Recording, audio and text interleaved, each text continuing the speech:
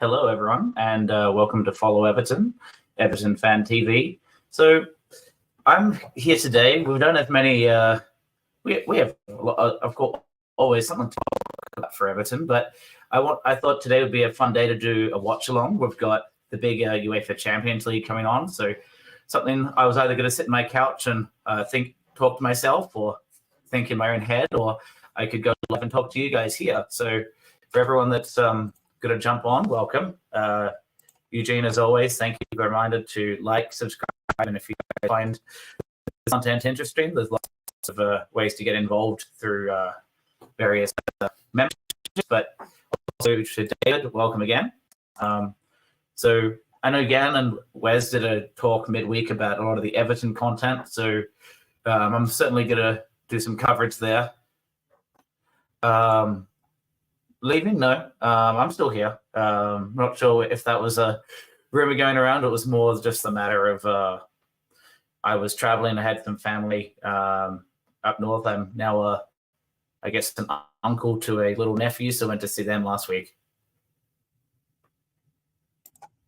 So yeah, but it's there's always content for Everton, but I know Wes and Jan did a pretty good coverage of a lot of the rumor mill stuff, and of course I can talk to that throughout the this live watch along of the UEFA Champions League final, which is going to kick off here in the next 10 minutes or so. In terms of how it looked throughout the year, I did a little. It's a little bit small there, but looking at basically the two teams in the final, we have an underdog in Borussia Dortmund, and we have Real Madrid, who often either get to the final and win. They did win last time. Real Madrid have been the bane of Man City's existence for a few years in this competition, but they got through them in the quarterfinal stage with a really quite an epic penalty shootout, and I think it was Rudiger got the final goal there. Madrid then went on to beat Bayern Munich in quite a showdown, and surprise, surprise, they're back in the final. I think they have the record for the most appearances in a Champions League final. Borussia Dortmund, who are known for a whole load of players that have come to the Premier League over time, and they had Pulisic, they've had Jude Bellingham for a while, and who else we've got? Jurgen Klopp came from there, so it's a pipeline for some great players over time, but maybe do they always reach the final? No. But they, the underdog story this year, they beat PSV in the round of 16. Eindhoven, then they took on Atletico Madrid. Then they took out Paris Saint-Germain in the semi-final, and are here today here against Real Madrid. In terms of the lineups, not too many injured players, so it's almost the entire squad to pick from. From the Real Madrid side, who are going to be wearing their traditional white, we have Courtois, the Belgian international, in goals. They have Carvajal, Rudiger, and then I think Nacho Fernandez came in pretty late as a replacement. Mendy as the left back. Then they have Camavinga running through the middle with Federico Valverde on the right of their three kind of central midfielders, and then the veteran Toni Kroos. On the left side, Jude Bellingham, who's been on fire, as we know. Rodrigo and Vinicius up front for them. The most likely line of attack, and you'd imagine it's going to be counter-attacking, but we'll see how it goes, will probably be through Adeyemi and Sancho, the well-renowned Manchester United player going back to the Bundesliga, and he's starting on the right there. Through the middle, they have Niklas Füllkrug and Brandt. If I say some of these names wrong, apologies. I'm not as familiar with the German pronunciations in general. But they have Kobel as their keeper, Martin on the left, Ryerson as their right fullback, and then Schlottenberg and Hummels are the two centre halves who are protected by Marcel Sabitzer and then Emre Can. So that's going to be the lineup for today. If we're talking score predictions, I guess David B's probably got where I'm thinking, probably a 2-0 to Real Madrid. But honestly, anything can happen. Especially, it's not a full season. There's a lot of elimination and home and away fixtures in the current setup, which will be changing next year in the Champions League, but allowing like winner takes all final, anything can happen. I would love to see Real Madrid not win. They win way too much, and it makes it for an uninteresting contest, a bit like Man City winning the title these days, in my view. But in reality, I think Real Madrid will win, but honestly, anything's possible. And yeah, Peter, I think I've been traveling a whole lot and been able to keep in touch with the Premier League, but Champions League is double the time and content for me to go track. But PSG hitting the woodwork 7 times over those 2 legs is quite a feat to achieve, but those kind of things happen. And if you're looking at the score and that, they hit the post 7 times and didn't score a goal, which was quite interesting. Yeah. And no worries there, David. I think a lot of the times at this time of year, there's because we don't have the continual content, you might see we don't have as many commitments to saying who's coming in each week and getting a routine. So a lot of the time it's I'm here, Robbie's away for down in London or something, and the dynamic changes. But it's not nothing to scare anyone. It's more like it's fun, I think, to have a different group, and we have quite a good bench here and different combinations of people that host the stream. So I think it makes for interesting content mid-season here or between seasons. So as you're asking for score prediction, Eugene, you're thinking 4-1 to Madrid. So for quite a blowout in that case. I honestly am not sure, and that's quite well and good as well. And I imagine today, this watch along, sometimes those that choose to follow this content will be simply Everton or those that they're versed in. But on a match like today, I think we'll probably have quite a wide variety of non-English Premier League fans here. So welcome to everyone that's along. And we'll certainly be talking Everton, and mostly for the questions you guys have, feel free to put them in the chat and ask me anything. Might be I'm not sure I can answer everything, but I'll certainly try and respond to whatever questions you guys have. There's all sorts of rumor mills going around. I was talking to a good friend of mine, Adam, out in Australia yesterday, and a lot of the time when it comes to rumor mill, that we know that when it bleeds, it leads. So there's a lot of doomsday type articles, kind of junk articles about Everton financial struggle, but the reality is we don't know our financial situation over the just actually, sorry, no, I was about to say over the weekend because it is Saturday, but when the clock struck midnight, Cinderella had to run home, and 777 had to basically say that yes, we contributed a lot of money. We found it from somewhere by restructuring all of our Ponzi schemes, but we're not able to get enough money across the line to hit the requirements that were needed. So they did not sort of out of the picture now. There was some official post thanking 777 for their contributions to Everton, but the reality is now we have a lot of debt to 777 and MSP. There's some interesting not articles, sorry. I think it was Kieran Maguire was on TalkSport earlier today talking about, well, if 777 go into administration themselves, does that clear Everton of a lot of finances? And I'm certainly not a financial expert on that front, but what I imagine is going to happen is the administrator gets to decide where to, like exactly how much is owed. But that is an interesting scenario. If 777 now go under, do we have to pay them back the debt, any of the debt that we have due to taking loans out with them? So going back to the match now, because they who is it? Zinedine Zidane, and I'm forgetting the gentleman on the left there. Certainly a fuller head of hair, but they're walking out into the pitch here at Wembley in London, and they're showing the Champions League trophy with the black and yellow for the Borussia Dortmund side and a white ribbon on the other side of the trophy that's known to have the wide handles, or also known as the ears. But yeah, Peter, you were saying Tukameni and Camavinga make a good midfield for France at international level. I wonder who'd be the third player to go into that team. Yeah, when it comes to, and I imagine it's the same for you guys watching, but those in the UK, I find it really entertaining anytime there's a team, a country, or like a club that haven't won in a long time, and would take those underdog stories and really wanted to see someone else do better. For a while, I didn't mind France doing well after they had the expectation of winning a lot, then didn't after 98. I thought it was quite entertaining. It was at 2002 when Senegal had the shock victory over them right after they won the World Cup in their home country in 98. But ever since, they've been on an absolute tear, and especially with Kylian Mbappe. You've got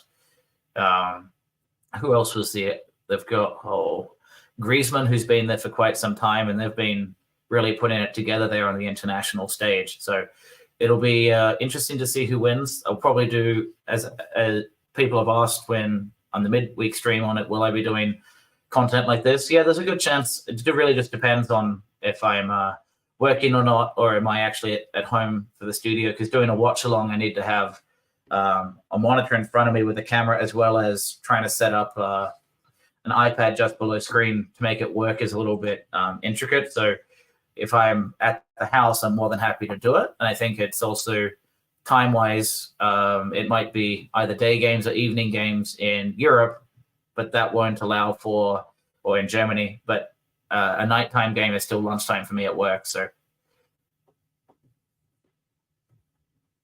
and what's Peter got here? Tip for international people who want to place a bet on international tournaments if you're going to back a team to win the tournament. Well, we'll see what Peter recommends there, but it could be pretty interesting. I think there's a few clubs that would be, or countries that would be pretty cool to see do well. Hungary I think would be pretty interesting. Szoboszlai's been come into the Liverpool fold, but he's quite big on the international level. I think there's every chance for England to do well. Germany hosting. They've kind of underperformed at the national level for a little while now, after being pretty steady there for a few decades of either winning or getting to the top four each time. But being the host nation with a captain that's doing quite well, and Ilkay Gundogan, who knows, and Kai Havertz is actually scoring for Arsenal. So there's all opportunity there for them to make quite an impact.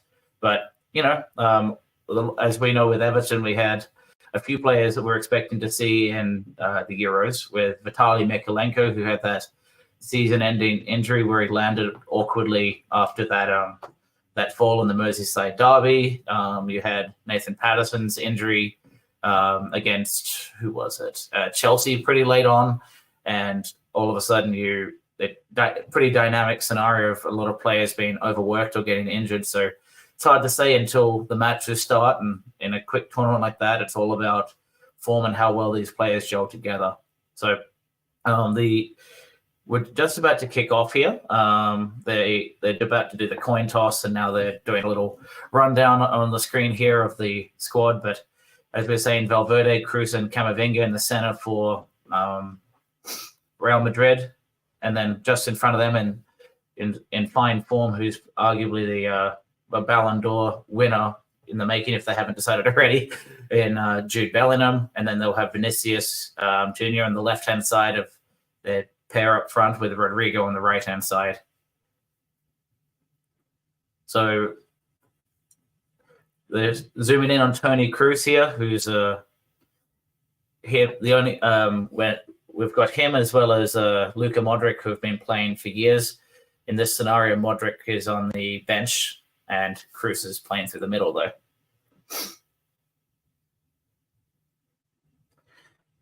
But when I originally made the post today with the title I had mentioned, really saying, well, when's Everton going to get back into Europe? And that's, I think Ryan changed the title of it to make it punch more. But I think it's a feeling here where you just really want to get,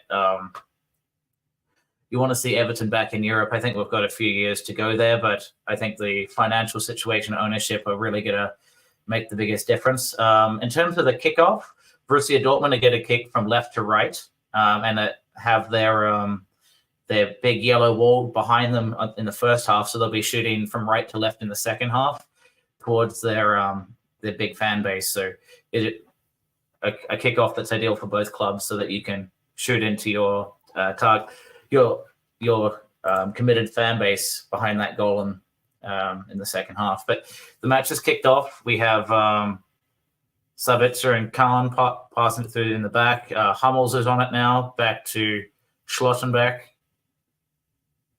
closing down pretty quickly, and then doing a diagonal cross out towards the left side and out for a throw in to the right fullback. So it's a throw in to Dortmund. Oh, that's a good deal, Roy. I know over here in the US, Paramount Plus has the Champions League content, and then Premier League is a mixture of either Fubo TV if you're doing live stream with the USA channel, as well as NBC's Peacock has a lot of the Premier League content. But I imagine it's the same, similar in France, but you have so many different apps that have different leagues of content. ESPN is another one that has quite a lot of content. I think they come Bundesliga typically over here. So Carlo wearing his three-piece, oh no, not three-piece suit. It's a two-piece suit, but looked like a three-piece, where it's the dark, looks like what do you call it? The sweatshirt where you've got no sleeves on it. So he's all decked out, and I think it's quite commendable that how he's done as well as he has. But it's always a bitter taste for us Evertonians knowing that he was here for the good times, and it was kind of a false dawn. And part of where we're at now is the finances that led him to the situation where, or Everton to bring in all these players, and it's the beginning of the end, and now we're playing recovery mode as a club. So, but they're showing the fan base. It's quite impressive at Wembley. If they're wearing black, it's hard to see. It's almost an entire yellow wall on one side, and then Real Madrid wearing white with a lot of Spanish flags over people's shoulders and this kind of thing with crowns and trophies. It looks like quite the ordeal for those in Wembley. If I lived in the UK, maybe I'd go, but I'd probably save my money for Goodison Park tickets, honestly, and there's a good chance I go visit in August and September and might try and show my wife Goodison Park once before the old lady gets decommissioned at the end of next season. So I'm not sure what the hold-up was, but they've the match is about to come back on for a throw-in on that right fullback side, going towards the wing, headed back into the middle, but Dortmund wins it, but back to Bellingham, and it looks like a foul there that they may have called play on. So Bellingham got whacked in the foot, but I'm sure he'll get over it. Chris takes it over to Vinicius, who takes on their right fullback in Ryerson and leaves him for dead. Unfortunately, he was a little bit too the ball was hit with a little bit too much venom, but a really pretty dangerous scenario where Vinicius is making Ryerson look pretty slow, and he's already trying to pump up the crowd with his arms waving and everything of that nature. So it'll be pretty interesting to see how this goes. But Ryerson has the ball for a throw-in on their right wing, kind of right by the 18-yard box. Goes long and diagonal into the middle, but one backed by Madrid here. It looks like they may have called for either a throw-in or an offside.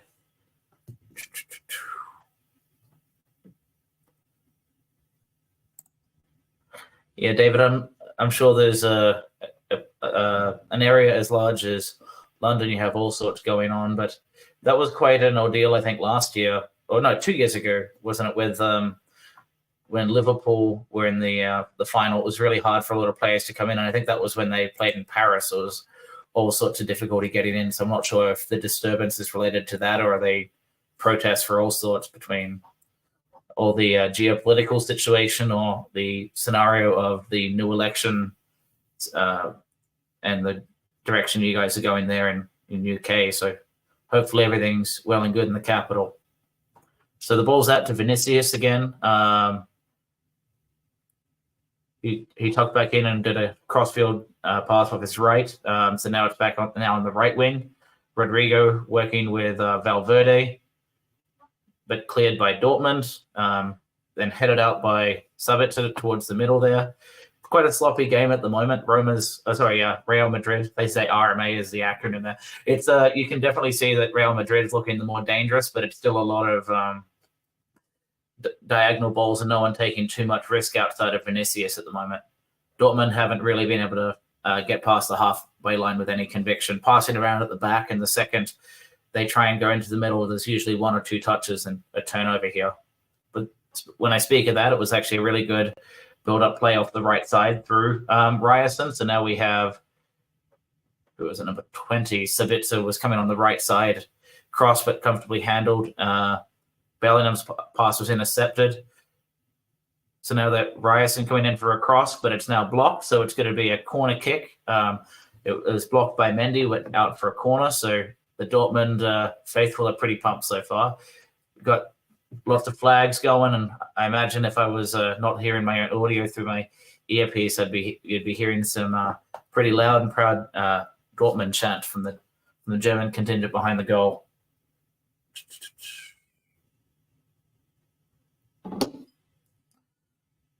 So the corner's about to come in. It's going to be a right-footed short corner outswinger from number 19 in Brandt.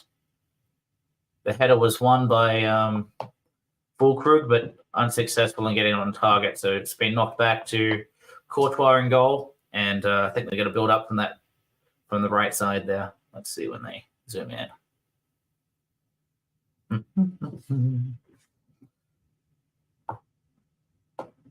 They're playing out through Rudiger, who does an excellent diagonal cross that hits Vinicius on the chest.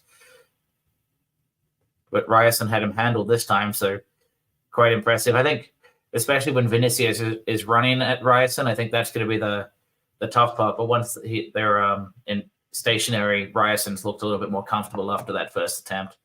A lot of action down on the Dortmund right-hand side at the moment, most of the play there, except for the occasional cross-field switch, but the ball's turning over a lot more on that side. But Dortmund has still been quite confident taking it out from the back. As long as they don't make a mistake, it's a good strategy. But just as they say that, they passed it back to their keeper in Kobel, and it was actually, I think, Bellingham was able to close him down and block the clearance. So lucky for Dortmund, it went out for a throw-in. But that's already a scenario where we're looking at a very effective press so far. So it's going to be a match of how long does Dortmund mess around with trying to play out from the back without risking an easy turnover.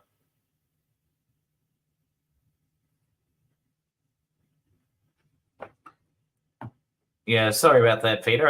I guess maybe the Champions League isn't as big a deal over in the in the US, and I'm not sure what channel are they showing it on over there in either in Roy in France or Peter in UK, where they is it through Sky? Is it through BBC? Who's covering the content?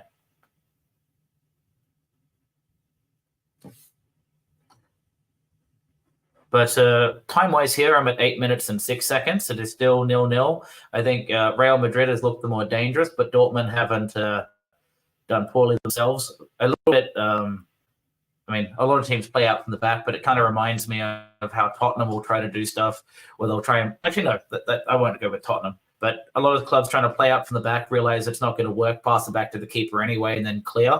That's happened quite a few times, but when they have played out from the back, it's usually coming out on their right-hand side through Ryerson and doing 1-2s through the middle, trying to pull out the left-hand side of Real Madrid. Madrid are doing pretty quick balls out to Vinicius and trying to challenge, but generally speaking, handled by Ryerson so far, but that's been where a lot of that match has been going.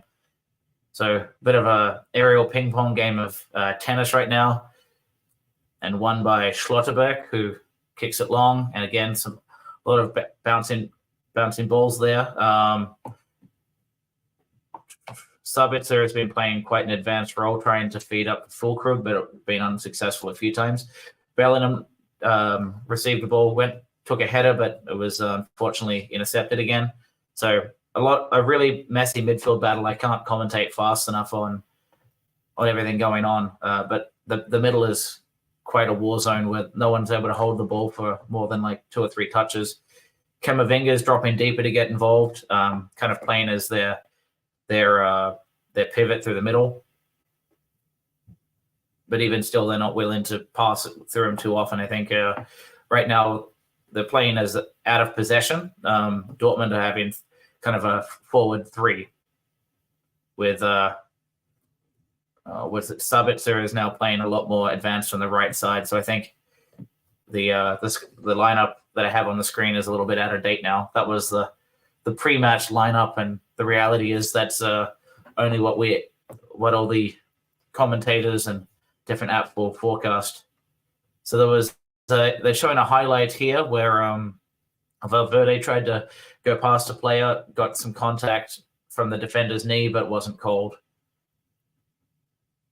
Valverde's won the throw-in on the right side. Schlotterbeck wasn't able to get to it in time. So it's going to be a throw-in here at 10 minutes and 38 seconds. So TNT Sports is what Peter's saying for the content out in the UK for those able to watch the game. But for everyone else, thank you for listening. I am giving myself some opportunity to talk and not just sit there in silence watching the game at home. So happy for you guys to join along. And if you have any questions or thoughts about the match, feel free to add it to the comments there, and I'll react to that as the match goes on. But again, it's been a pretty even contest. I think Madrid's looking the more dangerous, but Dortmund aren't looking too shabby themselves. It's just getting that final ball into the box hasn't been successful so far. Some pretty good passing from Real Madrid. It's the first strike of the match. Very quickly, it was a 1-2 between Valverde and I think it was Rodrigo, and then struck really way over the bar. So poor strike in the end, off the left foot of Valverde, who was coming in from the right-hand side. A lot of power, but basically under it and backspun out towards the left corner flag. So it'll be a goal kick for Dortmund. I imagine a lot of today's match is going to be relatively counter-attacking, but it hasn't been the dice style of counter-attacking where they hunker the defense and quickly try and run forward.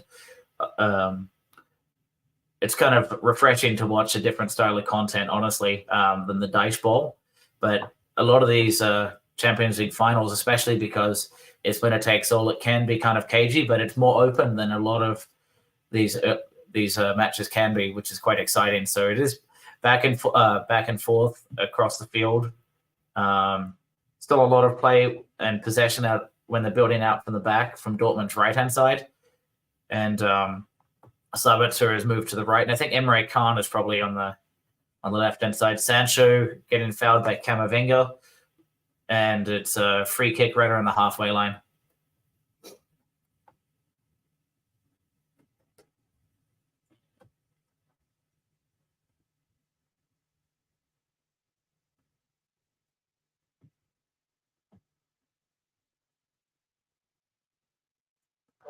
And welcome back, Israeli Blue. I haven't been on as many streams recently, but I know you've a consistent follower, so thank you for your support as well. So what's it, 13 minutes and 15 seconds here, so a minimum of, what's that, another 80-odd minutes for this match. Looks like the offside trap was effectively timed. Dortmund's in on goal here, and that was really quite close there. Brandt had a really good opportunity to put Dortmund ahead, and they missed their chance.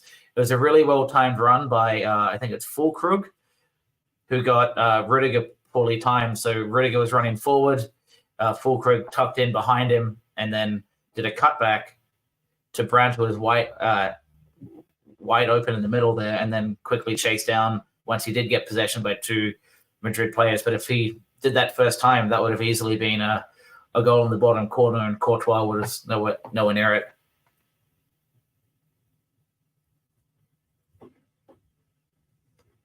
Hi, Becky. Glad you're doing well. Yeah, certainly trying to do my own commentary here. It's different, not just commenting on Everton, even though we're still doing Everton content. But yeah, it's kind of fun watching a match like this. Very different style, and I think a reminder of where Everton have been in the past and should and could be again with a different ownership model.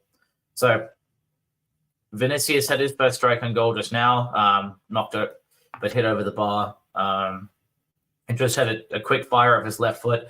But Vinicius can score from those positions, so that's going to be something that, of course, I can't imagine Dortmund don't know, but they need to be aware of how quick fire in any space with Vinicius, and that's a chance in on goal. So they're playing it out from the back again. Dortmund have been pretty committed to that.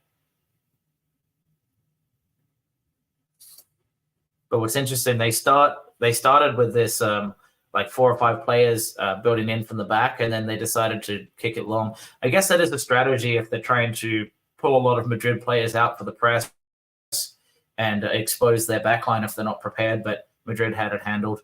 Toni Kroos on the ball does a little casual switch back to Rudiger, knocks it back to Courtois. There's a comfortable chip on his left out to the right side. Rudiger's now back on it. Camavinga almost got wiped out on that press there. Madrid were playing quite cozy on the ball, but Dortmund were chasing, but now they've gone through. So it's on the left-hand side. Bellingham is now to Vinicius Jr. Tries to tuck in on his right, but comfortably handled there by Mats Hummels. So it's a throw-in for Real Madrid and 16-minute mark. So we have Mendy on the ball now. The left fullback switches it to Nacho, who's got Kroos as well as Mendy on that left side.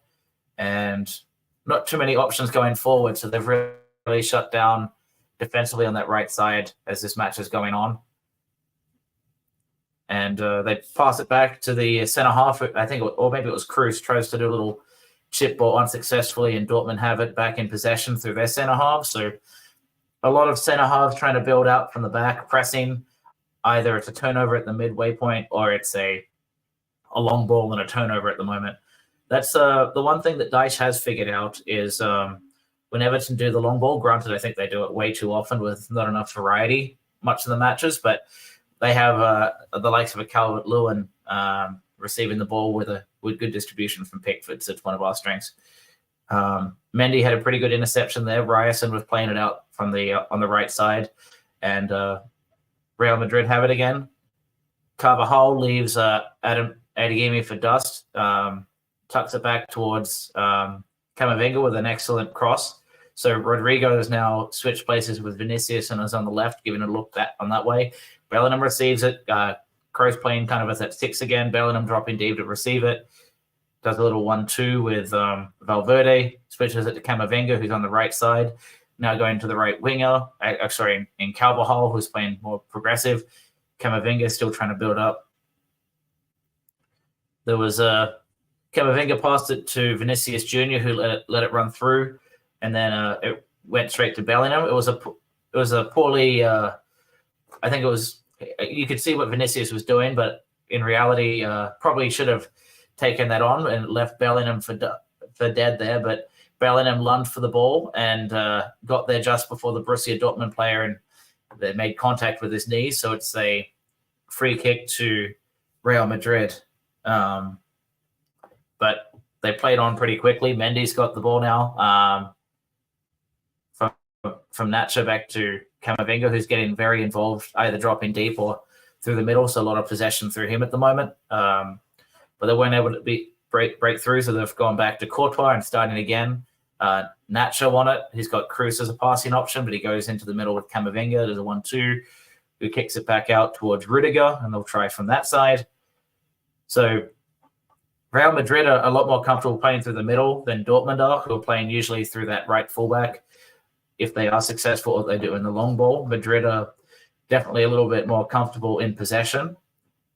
But just as I say that, there was a turnover. Dortmund try and make a pass with Brandt, but unsuccessful to get to Adeyemi and intercepted. So Kroos has it again. He's going to that left side out to Mendy. Rodrigo still switching looks on that left wing right now. So Vinicius is the right forward, Rodrigo on the left, to see if they can break down Ryerson as in Hummel's combo on that right side of defense. So another direct ball from Kroos to Bellingham, who's got Rodrigo now. Doesn't want to take him down on the wing, so cuts back to Bellingham. So well positioned, but not taking the game on, not going past Ryerson, which is interesting. Camavinga now tucks it towards the middle. Pretty quick passing towards Carvajal on the right wing. Crosses it, but a little bit overhit and back in Dortmund's hands.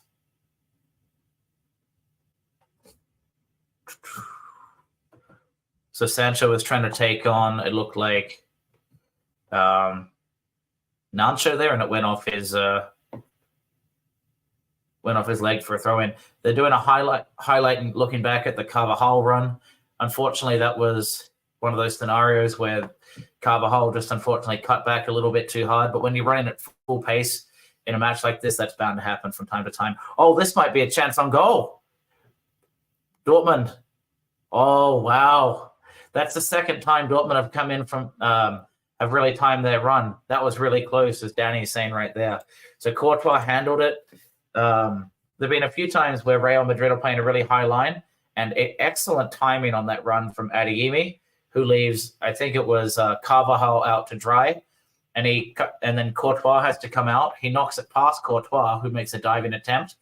If Adeyemi went down, I think that could easily have been a penalty shout, but I think credit to Carvajal in the end, a really good recovery and slid to block the shot. Courtois needed a second touch there, but he now receives it and they're rolling it out to the left side through Cruz. Bellingham's had to cut back a lot to receive to get the ball in a less advanced position than he prefers, but he is quite a box-to-box player as well, and getting a lot of contact. That's another foul against him there. So he's been getting a lot of, and surprise, surprise, he's quite the best player in the world, or in that category up there with the likes of Vinicius and Mbappe and some of the players in the Premier League. So not a surprise, but he's just getting whacked quite a lot. So Peter, at least from what I was seeing, it looked like Adeyemi did knock it past Courtois, but the thing is he overhit when he knocked it past him. So he had to recover to take the strike, and unfortunately that gave just enough time for Carvajal to get back. So a lot of play, quite in deep positions, but it is proving effective between Camavinga, Cruz, and Carvajal.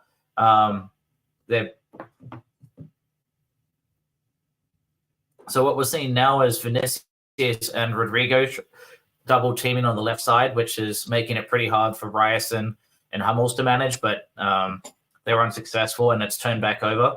So we have Sabitzer, who's knocking it to Sancho on the right side. Little cutback. Oh, that was close. I don't think that was a penalty shout, but that was an opportunity there for Adeyemi on that cutback to score. Oh, gotcha. Yeah, it was either a chip over the top or one of those subtle dinks either side of the keeper. But you don't want to put it on the ground. Typically, you want to do just enough of a chip where the outreach leg isn't going to make contact with the ball, but it's still pretty low bearing. But yeah, an opportunity wasted. It's been a really entertaining match. A lot of these big finals, everyone's so reserved, but it's been really exciting to watch. So Dortmund, their best chances have been coming off that right side still. Sabitzer has been doing really well. Ryerson has been pretty comfortable after that a scary first couple of minutes when Vinicius was taking him on. So they're still coming through on that right side quite a lot. Sabitzer has been looking dangerous. Sancho's had a couple moments, but the main thing we're starting to notice now, and the ball hit, they're showing the replay of Füllkrug. So what we're seeing right now is when Borussia Dortmund have chances to score, is they're basically pulling, then that hit the post. So that could easily have been a 1-0 opportunity. What's happening is every time Dortmund's they're able to expose Real Madrid's high line. There've been three chances in 24 minutes in a final like this is wild. But what they're able to do is time their runs. I think Beto should be listening to our content clearly, because Everton content is what all the players need to listen to on their time off for their own mental health, or they want to watch other matches. And if Beto watched a match like this right now, they would be like, man, how do I make a run like Borussia Dortmund are? They don't go offside, and they're having excellently timed runs, because Dortmund are releasing the ball perfectly and exposing the high line that Rudiger, Fernandes, and Carvajal are largely playing. Mendy's playing a little bit more advanced, and they're actually being able to have strikes first time or one touch past the keeper and just a little bit unlucky. So I know that's kind of what Peter's saying. they're in terms of like casual possession, they're not going to beat Real Madrid in that category. They're arguably equal, if not better, to the likes of a Man City in terms of player quality and value. But what you are seeing is really quick, dynamic running, one-touch football, pulling Real Madrid out of position, and having them, who used to being in control, having to do a lot of recovery runs. And then as long as you're having some late runs with Brandt, either Sancho, if it's coming from the left side, Sancho can come in for a cutback, and the Madrid players are having to go out of position and watching their sixes and sevens. Don Carleone. I feel like my memory is losing me here.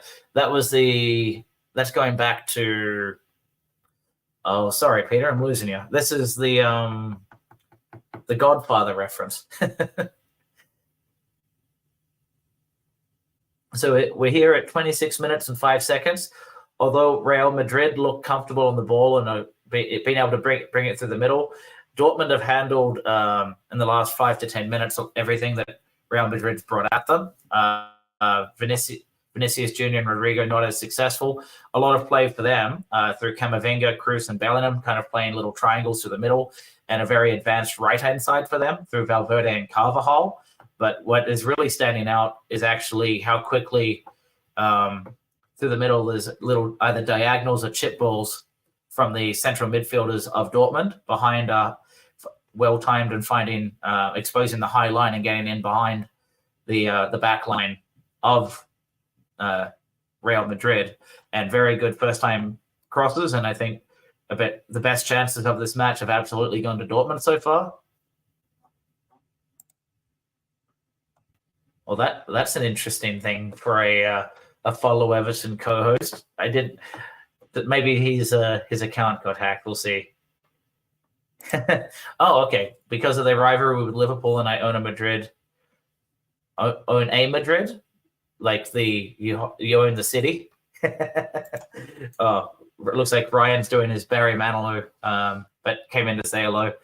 Yeah, and rivalry with Liverpool. I think any big club that isn't in England is a rival with those that are in the framed Big Six, or those that get in Champions League spots a lot because they have high-profile matches.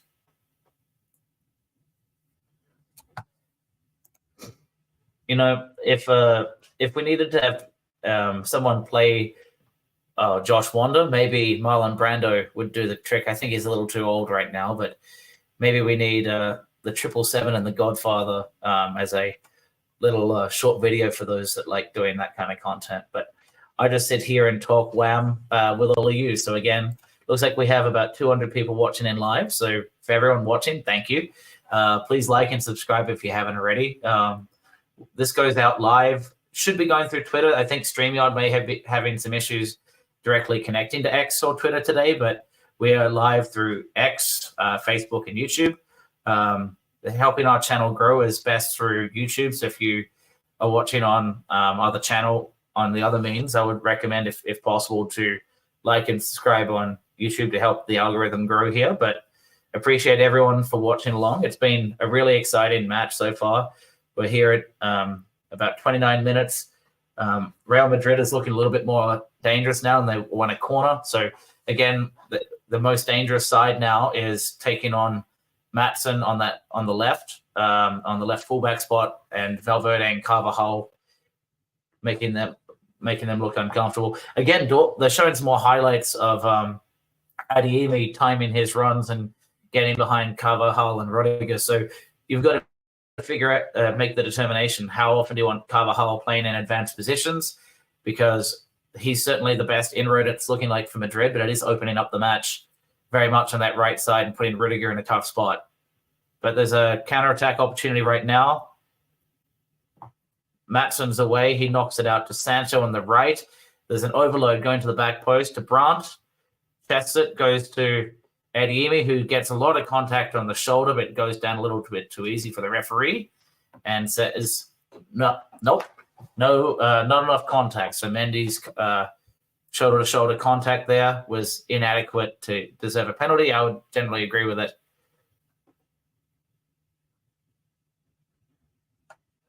So Ryan's determination of the match so far that Real Madrid lack a bit of threat.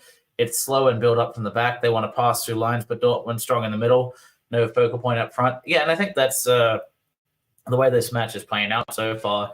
It's trying to get Rodrigo and Vinicius into the match. They've either played, as it's shown here on the pre-match lineup, with Vinicius on the left, Rodrigo on the right. Sometimes they swap. Sometimes they try and double team a fullback, but it hasn't been successful. So a lot of the time it's been Carvajal on the right and Mendy's not really the same attacking option. So it's either on the right or like trying to access one of those players diagonally in Rodrigo or Vinicius, and a lot of build-up play there for a while between Camavinga, Cruz, and Bellingham, and then a very advanced position and not part of that little passing triangle with Valverde and Carvajal on the other side. So it's like, how do you bring the ball out there consistently, or is it too one-dimensional for him? Yeah, and Ryan was just talking about that scenario that came about 2 minutes ago, where they had Maatsen right after the set play. They had Brandt, Adeyemi, and because of the contact between Mendy and Adeyemi claiming to be not adequate for a penalty, they got away with it.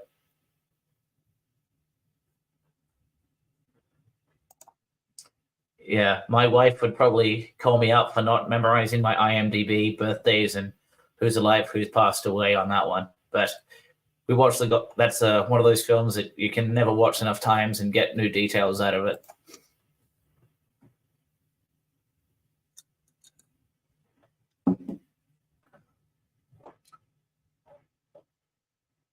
So Dortmund on the ball here. They're playing a bit of a higher line in possession now, where almost everyone in the Real Madrid squad except for Vinicius is in their own defensive half. Dortmund doing little 1-2s in the middle, a little bit more confident playing through the middle now. At the beginning, it was all kind of out wide in the right side, but they're trying to dabble through the middle, but they're typically not breaking the lines as easy. And then I say that, and there's 2 direct passes. That was a really well-weighted pass to Brandt, who did a one-time touch. Ryerson on it now. Was trying to come through on that right side unsuccessfully. Sancho tries to take on 2 players. Looked like he fell over and made contact, but it wasn't called. Ryerson goes in for a cross. So Mendy was tackled, and at the time it looked like they weren't given a foul for it, but they're going back and giving him the free kick. So Sancho tried to take on Cruz and Mendy. Mendy's trying to get to the ball there, kind of falls over Ryerson, and then Ryerson's boot hits Mendy. So it was kind of an odd foul to give up when like a player's falling over the boot and the boot hits them. So not really sure that's legitimate. Ryan's thinking Bellingham 1-0. Outside of Ryan, like those that are on the chat, we've got Paolo, a friend of mine from work who's probably listening in. You've got Peter Duggan and Roy, and then Danny Ellis. Any thoughts on who's going to score first, either by team or player?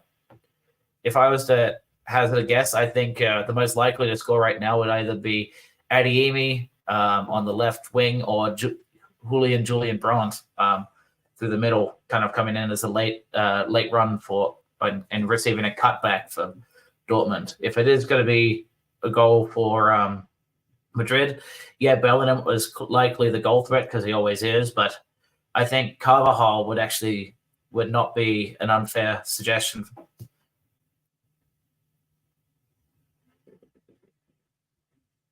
Oh, that's an awkward situation here. So Vinicius Jr. went in chasing the keeper, only receiving a yellow card, but a lot of contact on Kobel, who's looks like he's in a lot of pain, rolling around holding his left knee right now. I imagine they must have VAR in these kind of matches. So they're showing a replay now.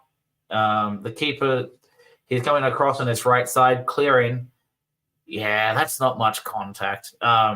Vinicius was trying to intercept, did a slot, like one of those awkward sliding tackles where he kept his foot. He didn't go studs up. He tried to keep his toe pointed down to not make a lot of contact, but just nicked the right toe of Kobel and received a yellow card. But a little bit rough on the yellow, but the reaction from Kobel and making sure the match doesn't kind of fly off the rails too early, they gave Vinicius the yellow. But I think a soft yellow, all things considered, in a match like this, to give that. It wasn't studs up, it was just contact with the protected class of a goalkeeper. But it is a free kick. It's at the 6-yard box of Borussia Dortmund. They're showing the beautiful lighting here right behind the goal that they're striking right now. So they're kicking from left to right in our screen. So the right-hand side where Dortmund are trying to shoot, they have a whole yellow army right behind the goal. So Roy's view here was being booked. I think if you're saying for theatrical diving, it's always a little bit tricky to say it's diving if there was contact, but it was, I think, extremely exaggerated how much he rolled around for the contact he received. But when there is contact, it's hard to give too much for simulation bookings. It's more you made a meal of it and kind of embarrassed yourself, but the game goes on. So really good cross. Oh, I say really good cross. It looked dangerous from the left side, a really sharp diagonal towards the Jadon Sancho, but just over his head. So it's going to be another throw-in on the defensive left-hand side for Real Madrid. But if you're a Borussia Dortmund fan, I think you would be really proud and impressed with how your team's doing. I think they've now become especially with the chances they're having, they've been the better side this half. I think Madrid generally very comfortable on the ball, but not effectively breaking down Dortmund as much anymore. And Dortmund have grown into this game exceptionally well. So Camavinga has it, takes it out to Rudiger. He's looking for passing options, trying to go short because he's got nothing else better. So it goes to Nacho, to Cruz, who's playing basically as the third centre half at times just to give a passing option, but playing really deep. So all of a sudden you've got Cruz and Camavinga, and you've almost got a back four to allow more space for Carvajal and Mendy to come up, but Mendy's still generally playing quite deep. Vinicius on the ball. That was really weak contact. Vinicius fell over quite easy, and Ryerson was not all too happy about that and received a free kick against him for a little bit of shoulder contact. Madrid tried to get the ball passed off too early, and the referee wanted him to slow the ball back down and start again. So Mendy passed to Cruz. Cruz does a crossfield switch to Rudiger, who again switches back to the left side to an open Vinicius.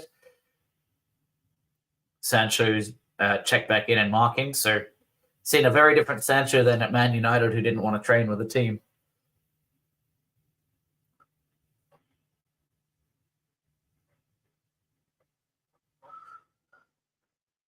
So that would be an interesting view, Peter. I think that would certainly cut down on the simulation if that happens.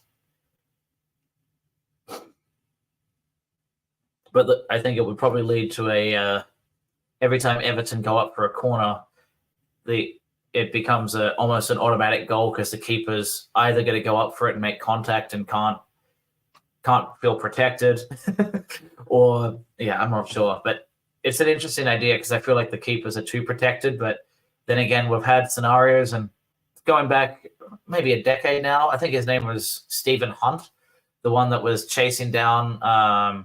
Playing for Reading when they got promoted a few years, like what was it, 2007-ish, when they got promoted, and Petr Cech had that really nasty knee to the head injury, and you have these scenarios where the keepers have to stand brave and just get hit from these monster fullbacks and strikers on set plays. But there's also a matter of all contact isn't adequate contact to go down. Looks like Vinicius was fouled and wanted a booking. It looks like he's going to get a free kick. No, so Hummels was unhappy that it was called a free kick, and then Schlotterbeck comes over, and that was a very odd scenario. So it looked like Vinicius just got past Ryerson, and then Hummels came in, but didn't make contact. And by the time Vinicius, so Hummels had pulled out, Vinicius fell to the ground, but I think it was actually from the contact against Ryerson. But then Schlotterberg was quite annoyed at the referee for giving it and giving a yellow for dissent. But it is 0-0 on a relatively exciting final. No goals yet. Yeah, battering the mince. I'm not sure how many of you guys have been following. There's an interesting article coming out from The Athletic talking about the general addiction to snus, which is that Swedish, I guess it's sort of minty, but it's like a tobacco pod or satchel that you put under your gums, and how that's starting to take over a lot of the professional footballers. I think it was something like 50% of professional football surveyed. Oh, okay. 1 second. That was struck from a fair way out, but Courtois dove to his right and it was comfortably handled in the end. So it's a corner for Dortmund. So the strike was from Sabitzer.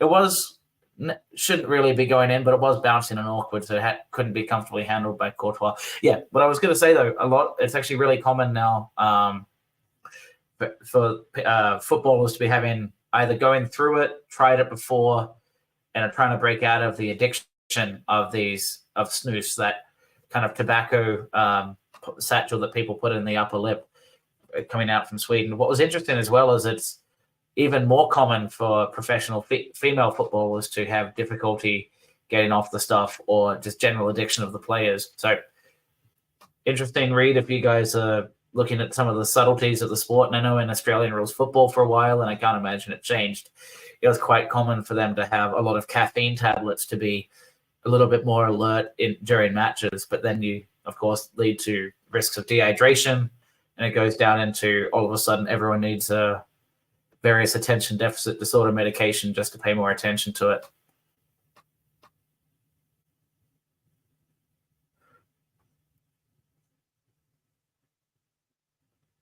So Dortmund have the ball now on the Hummels is now they're playing three at the back. So Hummels they're kind of slotting towards where Ryerson is, but Ryerson's playing a lot more advanced, and it knocked it past Mendy.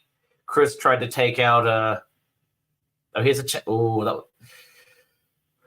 the pass broke down, but that was really effective between Ryerson and Sancho. Sancho exposed Tony Kroos for being a little bit lacking in footing there, but no free kick was given. So Sabitzer was kind of complaining there that there wasn't any free kick given, and gets the yellow card immediately for dissent against the referee. What was the referee's name again? Let me find him. His name was Slavko Vincic.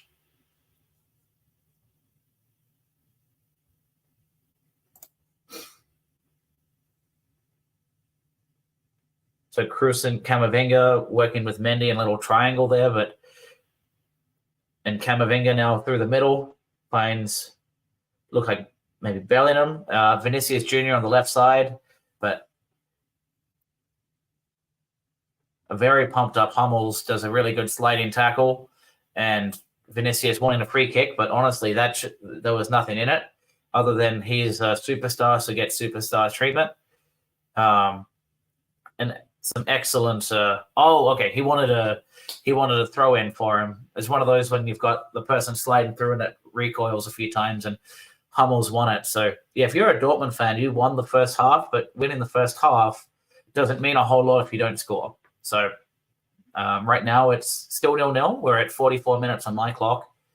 And quite an entertaining, and starting to have a lot of fouls, a few players diving in a little too much, and the referee is trying to keep a handle on it. The only bookings I've seen have been against Vinicius, that sliding tackle, and anyone that is giving dissent. So I think that was Sabitzer. Who else was it? I'll have to go back and check at half time here. But a few players, Schlotterberg and Sabitzer, have both received yellows for dissent.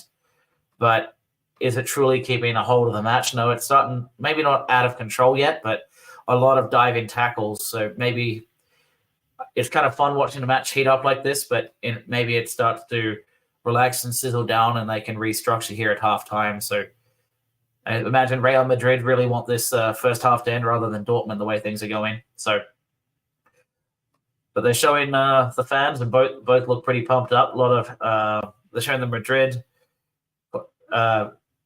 guys there, all kind of on the rail seats with their arms on each other's shoulders, jumping around, showing the Spanish flag, and then Dortmund fans with the flags. So, I can imagine this is quite the atmosphere. But living in the US, it's an envy that isn't really achievable unless you plan a lot of paid time off to go over and see one of these matches. And the tricky part is unless you have a club and Everton isn't one of them right now, that are likely to make it, you're going there to watch the spectacle and taking a seat away from a fan who feels like they quite rightly deserve a seat at this kind of arena in this match. So Toni Kroos knocks over to Mendy. So we have Vinicius Jr. working with Mendy on that left side now. But we're about to reach the end of the first minute of the minimum of 4 of extra time here in this first half. So going back to Peter, who's a good friend of the show, coming on from does a few phone ins with us. He's been a goalkeeper for most of his time, and saying as a 6 foot tall person, you're competing against some people, some fellas characters that are 6'4" to 7, and it's not difficult to handle them when you use your hands properly. You do have the advantage of whatever, from your shoulder up to reach that everyone else doesn't have. But let's be honest, Peter, I'm 5'6" and a terrible jumper. So unless I'm playing in 5-a-side like indoor football, I'm not much for keeper, even with hands. But yeah, credit to you. That's the sport we need quite the personality. Jordan Pickford probably has one of the biggest, but yeah, certainly an interesting spot to play. I was they put me in quite a few spots, but I wasn't tall enough to take the bigger players. But they either put me as a keeper sweeper type role a lot, and then a right fullback. I was probably better at defensive midfield, honestly, like a holding player. But a lot of coaches want someone fancier of foot than what I could give them. So the ball's coming through with Ryerson and Sancho again on that right side. That they have Mendy and Kroos marking them. Sancho trying to cut back into the middle, and almost does it through Ryerson, who tries to do a little pirouette but unsuccessful. Brandt receives after a bit of a melee there, and Schlotterbeck goes out wide to Adeyemi, crosses it, but overhit. Mendy tries to clear, takes it off his chest and a little bit overhit with the pressure of Sancho right behind him, which leads to a Borussia Dortmund corner here at the end of 3 minutes of a minimum 4 of the first half stoppage time. So it's a corner kick on the right side for Borussia Dortmund, right behind that giant yellow wall with these enormous flags that must almost be a story high. They're huge looking, but looks like quite the scenes here at Wembley at the eve of the first half break, with a corner to Dortmund, kicked in by Brandt on an outswinger, comfortably handled by Mendy, but it's going to come straight back in from Maatsen on their left side. Goes for the cross and blocked by Jude Bellingham. Again, hands up. Maatsen trying to pump up the crowd, and I'm sure they're loving it. So now it's another corner kick. They have Burnby not sure where they're from, but it must be a fan group for Dortmund. They're zooming in on, looking pretty pumped. And again, as a Dortmund fan, I would be absolutely loving this. It must be one of the pinnacles for their fan base to be playing this well in a final against Madrid, being the underdogs. But they have to score to take advantage of their winning of the first half, where it doesn't really matter. And looks like it's half time. So it is 0-0 here at the break. Dortmund have had by far the best chances.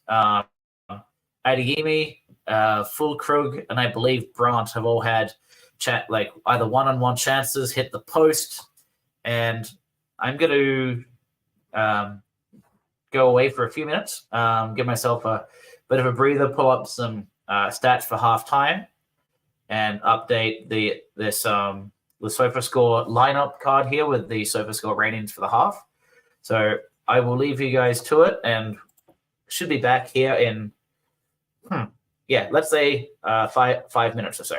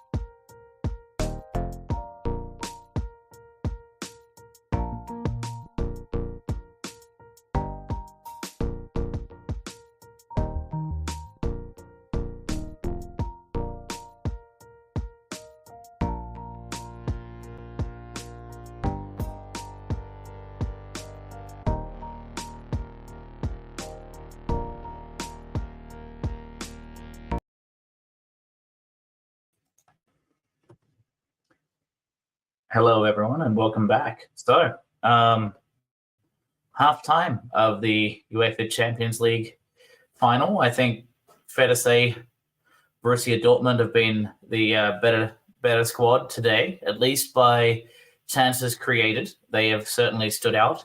So what I had mentioned throughout that first half was that Sabitzer had moved to the right-hand side. So this is the updated formation at the time of right at halftime with the ratings of the various players according to SofaScore. So defensively, what's interesting we're getting pretty poor numbers for a lot of the both center halves for Real Madrid, and I don't think Rudiger or Nacho Fernandez were doing poor, but I think the fact that they weren't really progressing the ball too much and just some basic passing at the back wouldn't have helped them. Courtois had a few key saves. Mendy was playing in an advanced position, but I didn't think he was taking on the game too much. And both Toni Kroos and Camavinga, I think Camavinga was looking the better of the two, but both were playing very deep, receiving the ball quite a lot. And on occasion, when the ball was migrating further forward, they were holding it. But Kroos was keeping possession without breaking down the game at all. So I would imagine that Kroos could easily be subbed at halftime.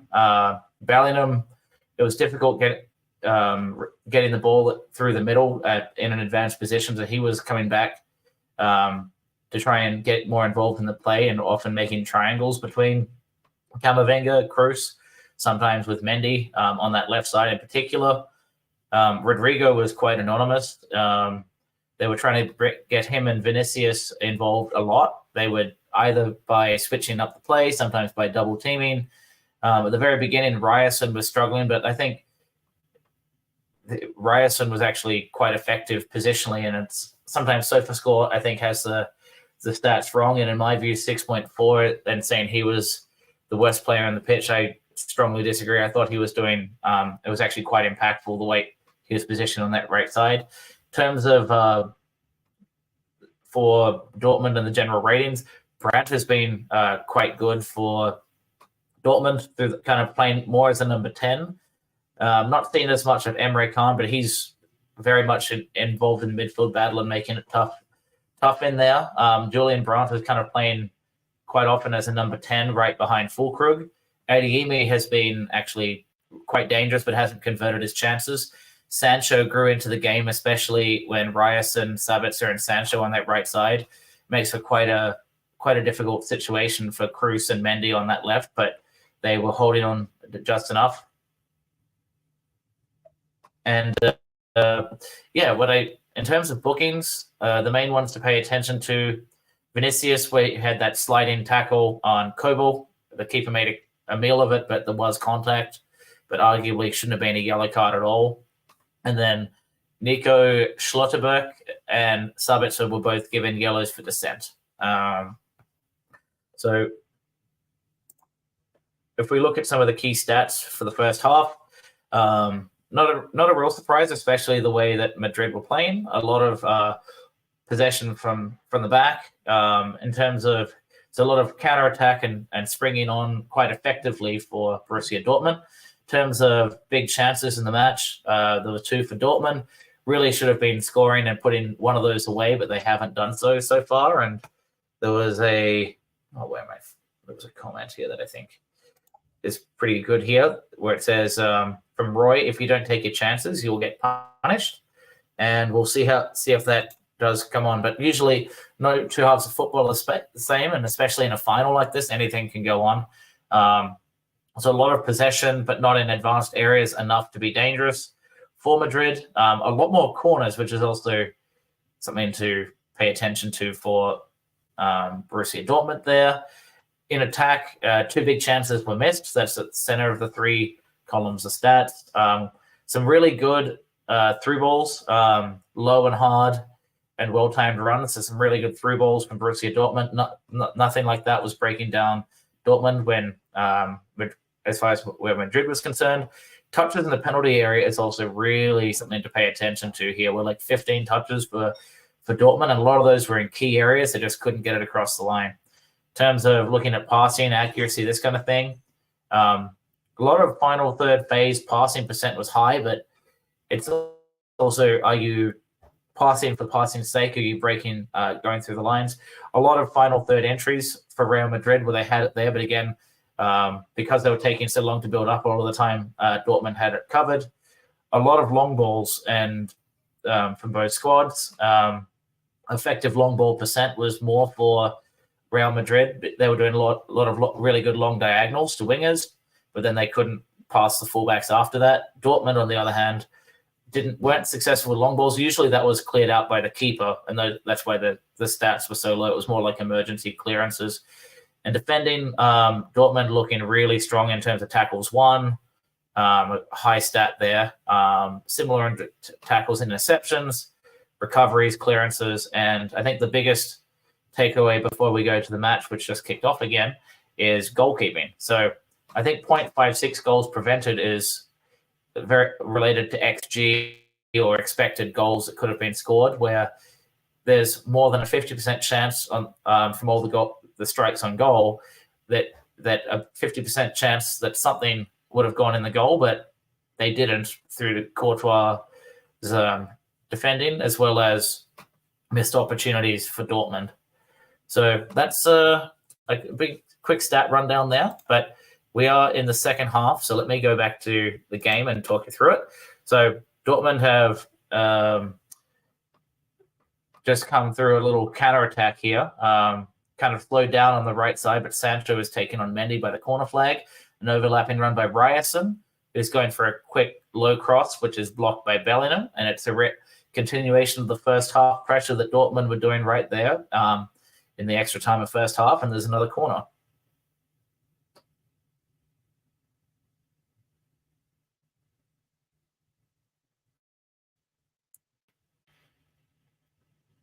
Yeah, Danny's point about Vinicius diving. Yeah, I think sometimes these players are used to getting their own way and they're desperate to get anything going in their favor, and sometimes that's even just trying to milk or manufacture a free kick. So an unsuccessful attempt of a long corner, leading to Vinicius coming back on a counterattack for Madrid, but very intense Dortmund recovery runs where they have 7 or 8 players back to Madrid's 3 up front. So credit to them, but kind of right to Danny's point. A little bit of contact right on the edge of the 18-yard box on Vinicius it's a foul, but it's really weak contact. Hummels knocked the right, the outside right ball of the ankle on Vinicius, and he fell over a little too easy, but at this level, contact right on that side of the box is intentional contact, and it's a free kick to Real Madrid. In the Dortmund wall is being set up now. They're going to have 3 on the wall. The foam is set up. Toni Kroos, the right footer, is going to do an in-swinging cross, either a strike or an in-swinging cross. So this should be interesting. We're here at 48 minutes and 18 seconds. They're showing Rudiger in there. They've got Nacho as well, hanging out by the back post. Vinicius looking like can receive a little passing option if they want to bypass the wall, but here they go. Struck on goal and well saved by the keeper. It went to the near post. I think if the keeper didn't touch it, that was hitting the post and going out, but they're going to do a replay here. So it beat the wall, curling towards front post. Yeah. So keeper got his hands to it, but it may have been going out, but that was close anyway. So a quick corner here going to the front post. The header was won by Carvajal, trying to knock it with his body off his right side towards the back post, but just missing. So it was probably the best chance so far, which says a lot for Real Madrid, but that's probably, I think, their best scoring opportunity. I'm not sure what the XG would say, but yeah. And to Danny's point, it was a good save. There's no way a keeper is not going to dive for that, but there's a good chance that was actually going to be out of play or hitting the post and going out. But you don't want to take that risk, or you would never let it down as a professional keeper by not diving for that.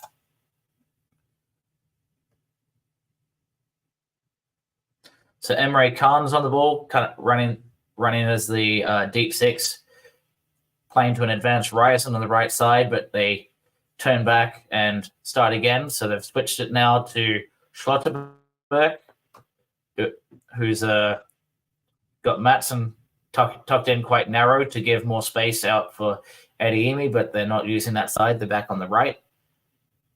So Sancho working the ball back, and it's now with, I think it's Schlotterbeck. Little chip over the top. He isn't. And a strike from. Okay, so it was a first time chested control by Fulkrug.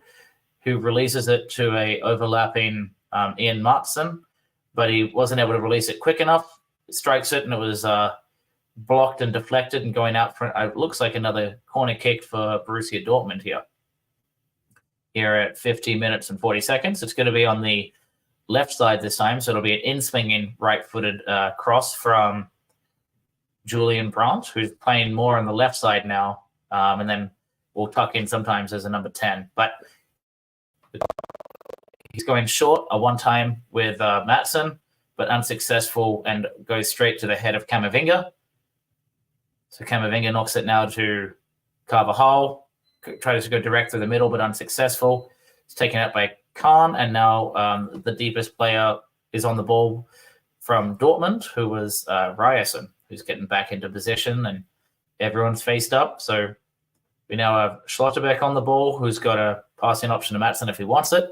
Goes for a long diagonal with an unmarked Ryerson doing an overlapped run, and crosses and gets to Mendy, but Mendy's pretty annoyed. Vinicius ended up marking him, and Ryerson found a whole lot of space there, and a really clever cross by Schlotterbeck, but they we're having a lot of these blocked crosses out for corners. But I think the real question now is Dortmund are getting these corners. What can they do with it? A lot of this match, a lot of corners, not too many eventful shots on target other than that Carvajal one that looked more dangerous. So Dortmund won it, but it was kind of off the shoulder there. Schlotterbeck falls over looking for an easy penalty with a little bit of contact, nothing given. So it's going to be an uneventful goal kick. But again, Dortmund looking dangerous until they have to break through Real Madrid's set plays on these corners, because they've had a lot of corners looking really dangerous on the wings, and the fullbacks are doing just enough. But Dortmund is still looking the more dangerous side overall.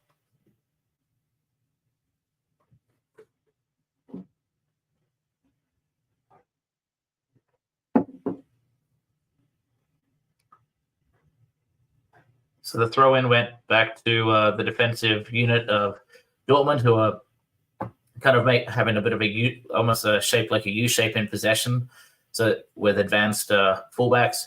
But looks like it went off Vinicius out for a throw-in. So Ryerson goes back to Schlotterbeck, who's looking for a crossing option, doesn't see one, so uses Hummels with a very quick direct pass, gives it to Adeyemi. No, sorry, who's that? Matson, who's playing a lot more central, kind of like the inverted fullback you often see in for Man City. Camavinga was progressing forward, took on a couple players, fell over with a bit of contact, I think, hoping for a free kick that wasn't given. So it's back in Dortmund's possession around the halfway line. So Matson again playing a lot more through the center here, looking for passing options.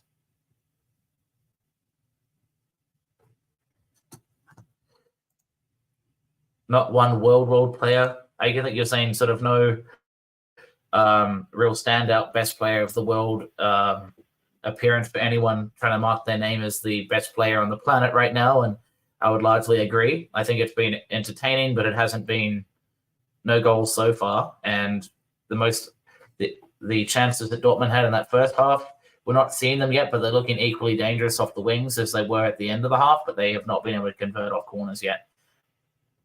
But Dortmund are getting a lot more possession in this first half, pressing Real Madrid back. But Real Madrid did that quite successfully against Man City for those that watched it, and handled it just fine. So they certainly can shut up shop. And Carlo, once they're playing a bit deeper, they're not going to be exposed with that high line that they were seeing in that first half. So maybe Real Madrid's letting Dortmund have the ball, and it's a little bit more effective for them. But we're about 10 minutes into this first half, 10 minutes into the second half at 54 minutes and 50 seconds on my clock. So a little passing triangle off a throw in between, looks like Mendy, Camavinga, and Vinicius. And a little bit of contact was just enough to maybe get a free kick. Let me just check. Nope, nothing was given. But Real Madrid have it through Rudiger, who does a quick 1-2 with Kroos, who's playing that deep 6 option. A diagonal ball out to the wide left. Ryerson struggling to keep hold of Vinicius, who does a diagonal off his right foot out to Rodrigo. Doesn't have many options. The passes to Carvajal, uses Camavinga. A lot of Real Madrid players falling over with limited contact, but potentially Valverde had a no, that's Carvajal. So who was that? Adeyemi saying, "Is everything okay?" and Carvajal not having it. So they're showing a replay here. So Adeyemi gave him a body check rather than just happening to block the space. I would say that's arguable that wasn't a free kick. When if you're standing your ground, that's one thing, but if you turn your body and you kind of drop a shoulder into the chest of someone, it gets kind of in a scenario where you could call a free kick. But to what Danny Ellis is saying, Carvajal got breathed on and fell over. Yeah, a little bit, but it is tricky. Like if you're running full speed and someone drops a shoulder and wins you, like he made a big deal of it, but I think it could have been a foul. But yes, he was diving around and being a little bit too moody about. It's the club World Cup. Like it's a final. Like what do you expect as a player that no one cares? Oh, that was close right there. It was a cross that wasn't handled by Dortmund, and Carvajal was at the back post, who struck it low, and I think it was okay. So it was cleared by Schlotterbeck, got the head to it, and it went to the back post, and it was first time low strike by Carvajal, and it was one of the I think it was Nacho had got a foot to it, and it went to Courtois and handled. So no, it went to Kobel and handled. Sorry, Courtois was on the other side of the pitch. So Schlotterbeck has it. Yeah, and they're showing a lot of. Oh, Ryan, this is funny. Yeah, because Klopp was in Dortmund as a Toffee fan, I should dislike Liverpool, anything associated with Liverpool, which would be Dortmund in this case. But I'm actually quite happy to see Dortmund do well. But c'est la vie, we both want Everton to win when they play. So Dortmund have it throughout the middle here, but Real Madrid are looking a lot more confident now that they're intentionally playing deep. And just as I say that, Dortmund did a pretty good job right there to compact the pitch, and then they did a long ball to Adeyemi, but unfortunately he couldn't get there in time.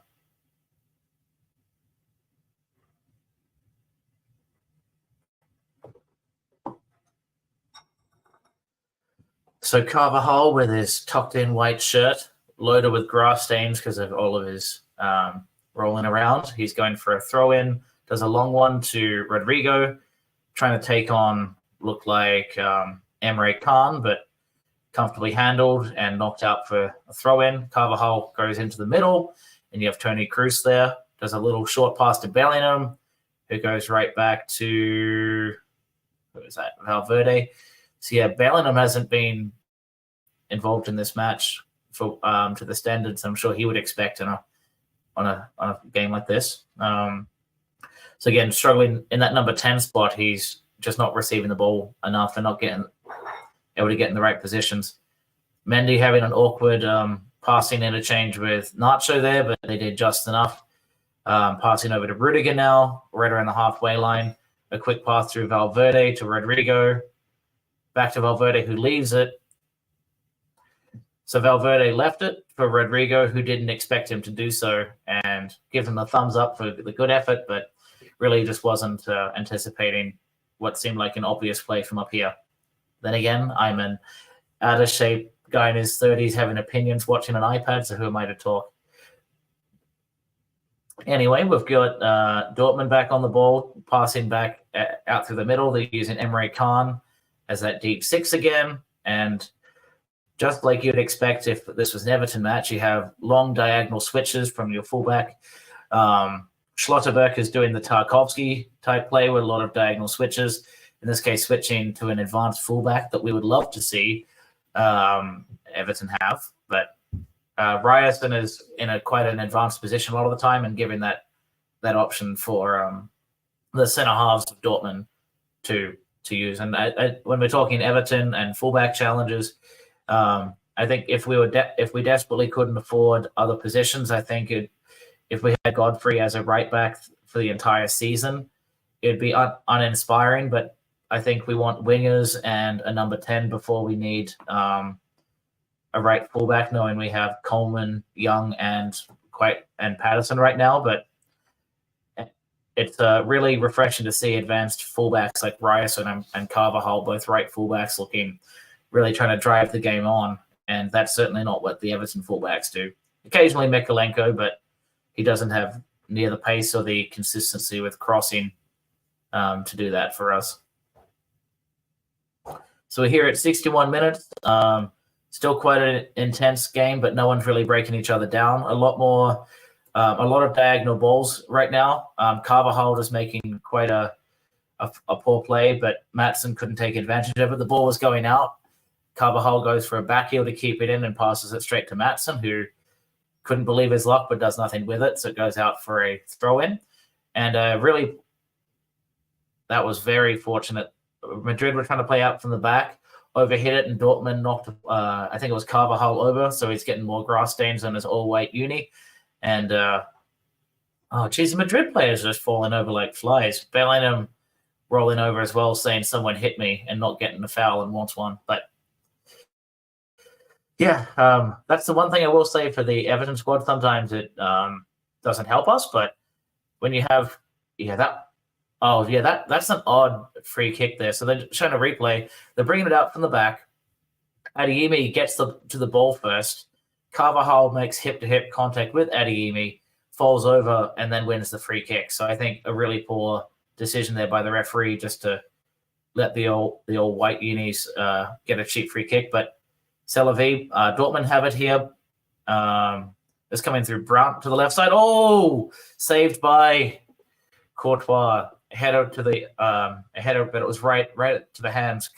So Füllkrug had a strong header, but it was right at the keeper. So I'm sure they'll do some replays and I can do a bit of a review on it. But for now, on target, which is not that common for this match, but it was hit with some venom, just unfortunately right at the target of Courtois' goalkeeping gloves. So Toni Kroos has it, goes out left to Mendy, does a short ball, so uneventful to Vinicius, who gives back to Mendy, back to Kroos, crosses it now to Nacho, who's got a wide right option, but decides Kroos, who's playing kind of between the left centre back and the left fullback as a passing option. So they now switch finally to a more advanced Rudiger, who doesn't want to take it on. Who have they got here? But Valverde's trying to breaking things up, but they're taking so long to be in advanced position. You have 4-4-1-1 out of possession for Dortmund, and they look quite comfortable because Real Madrid aren't pulling them out of position well enough, and they're not moving fast enough to exploit them not being in their ideal defensive positions. But Vinicius did take on Julian Ryerson there and was successful and tried to go for the cross and was blocked for a corner. So they're showing the replay now. Adeyemi off his left did a cross to the back post, and it was struck well off the head of Niklas Füllkrug, but it was comfortably saved. So it's a corner right now, taken by Toni Kroos. Goes to the front post, and way too many people to make heads or tails of who won that play. But it is now a Dortmund counterattack, slightly overhit by Brandt towards Adeyemi and out of play.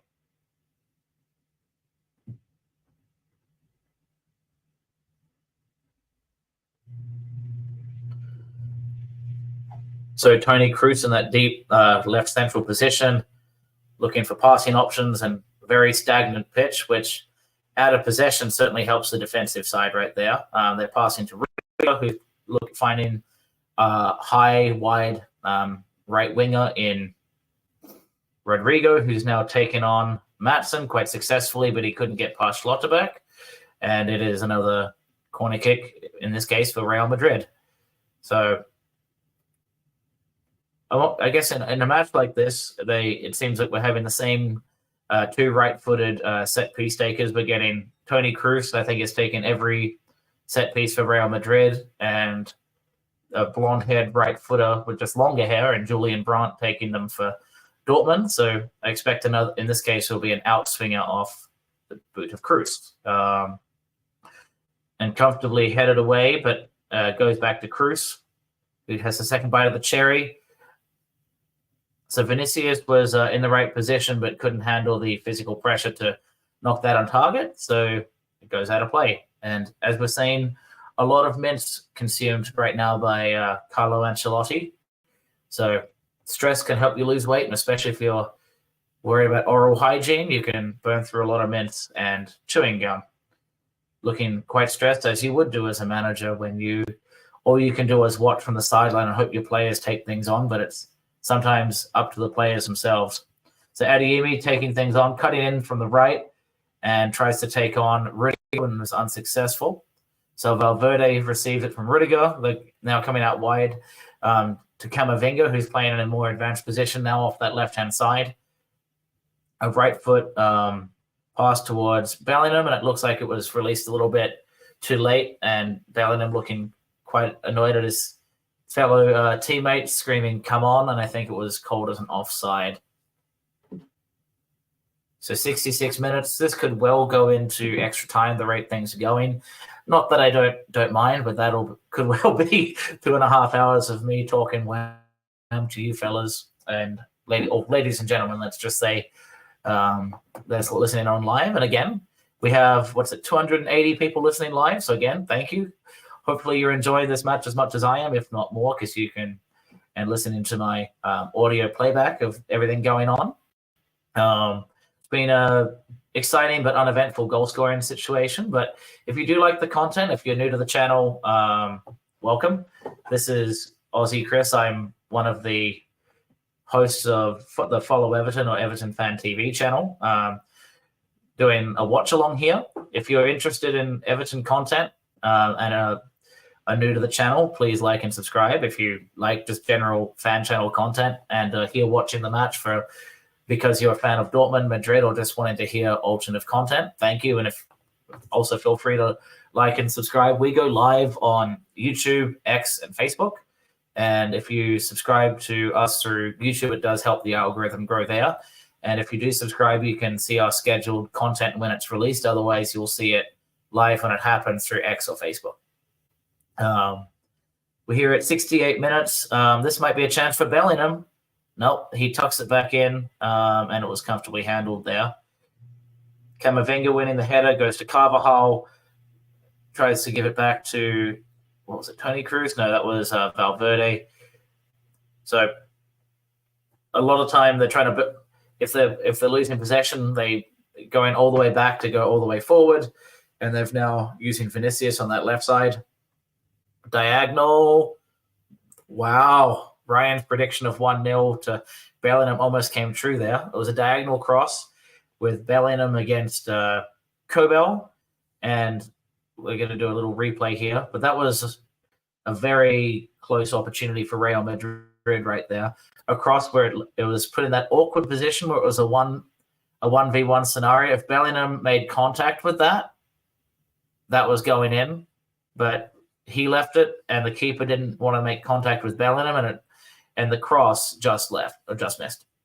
So a really close chance there for Real Madrid, but goes in waves, and Madrid are having a few more goal-scoring opportunities recently.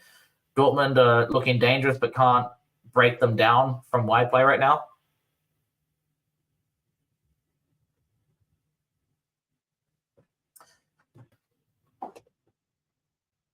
So Sancho now on the left-hand side, getting a new look against Carvajal. Emre Can, who has Ryerson on the right side there, taking on Mendy, decides better of it and tucks back in and gives it back to Emre Can, and they're going to start again.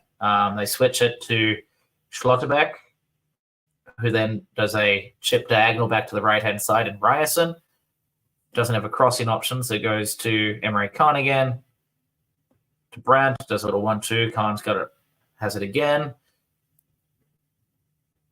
Hummels to Schlotterbeck, and they keep enough Real Madrid pressure to push them back. So I guess good from Madrid. Every time they're out of possession and they're not they look quite comfortable. But I think honestly that's part of the challenge of this match and why it's still a stalemate. We're having so many either that every time if the build up slow, neither team can break each other down. So it's waiting for someone else to make a mistake, which can happen in these kind of matches. But you're also wanting the shining gold stars of world football to shake things up. And it looks like we're about to get a substitution. Speaking of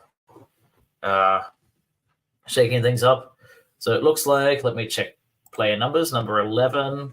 So looks like Marco Royce is maybe coming on here pretty shortly. There's some head contact with one of the Dortmund players, so that might be why he's coming on.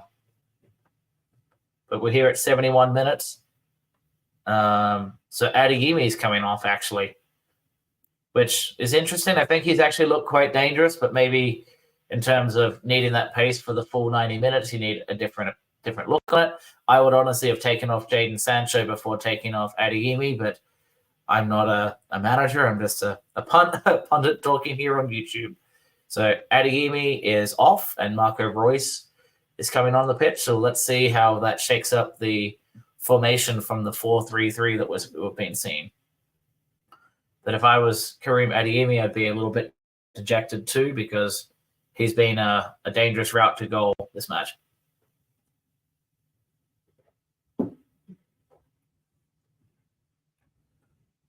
So Sancho's is continued to stay on that left-hand side, and they've swapped them over. So that'll leave I'm forgetting the guy's name here. The new substitute will be on the right side. So Vinicius is causing trouble without breaking the team down. Was able to take on Ryerson. That was a beautiful little touch of skill. He cuts behind himself, and Megs Ryerson is running at pace. And unfortunately, he Hummels had him covered because they double teamed him. But it is a corner. Toni Kroos here at 72 minutes and 40 seconds. An in-swinger off the right. Rudiger couldn't get his head to it. So, okay. So he couldn't get his head to it, and Gunny got busy. They tried to clear their lines unsuccessfully. A Real Madrid player struck it and had an awkward deflection, so it's another corner kick. Kroos taking it again for another right in-swinger. And Real Madrid are up 1-0. Carvajal, almost duplicating the chance he missed earlier in the match, has put Real Madrid up 1-0. In a deflating moment, other than being being Ryan over here, who's would be supporting any other German club if they weren't UK against a la Madrid. But yeah, Real Madrid fans, it is weird when I guess that's part of an ethos. So like either some people say you have to pick a team in life, or you get into it, but it's always felt weird to me when people around the world support a team that's just consistently successful. I guess being an Everton fan, I'm a sucker for punishment, so who am I to talk? But they're showing the replay here. It was a near post opportunity that was not caught up. Hummels put his hand to it, trying to knock it out and accept the red card, but unsuccessful. But yeah, a very similar setup to that chance that Carvajal missed earlier, where it's coming in at the front post, flicked on his. So it's an in-swinger from Kroos, and Carvajal comes in at the last minute, running to the front post, flicking from his right side, opening up to the back post, and this time it was on target. But looks like the captain and Emre Can either whacking his badge or apologizing that he should have done better with marking there. So this will certainly open up the game. Real Madrid can certainly play a low block. So Real Madrid were able to hold Man City to a very well-disciplined counter-attacking match earlier in the Champions League competition. So maybe we expect to see something similar here.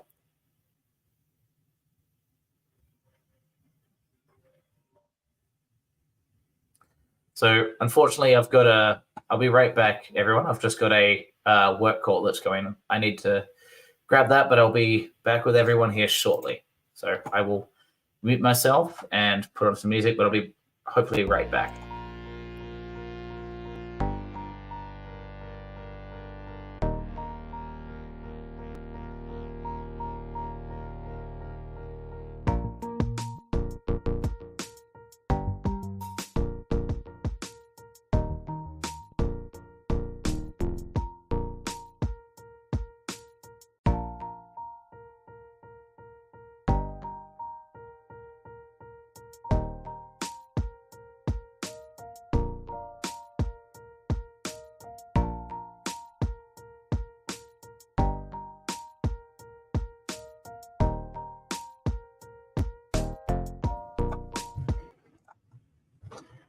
Okay, I'm back. Apologies there. It was turned out it was the wife's work phone, but we had the same ringer. So it is 76 minutes and 30 seconds. Rodrigo had it. So playing on that right side now, Carvajal with his tail up, trying to be quite in a progressive position. They switch it back to the left now. Mendy finding Camavinga, who's playing on the left. Found Vinicius, who cuts back to Carvajal. Wide open chance, and Bellingham misses. Ooh, that could have been game, set, and match right there, but Bellingham misses opportunity. Yeah, exactly right. Missing the sitter. So let me check SofaScore and see if I can get a updated lineup card. My laptop is prone to freezing, so hopefully that don't cause an issue. Hey, what's up? Just do you want to go to Jimmy's site? No, can you just message me, please?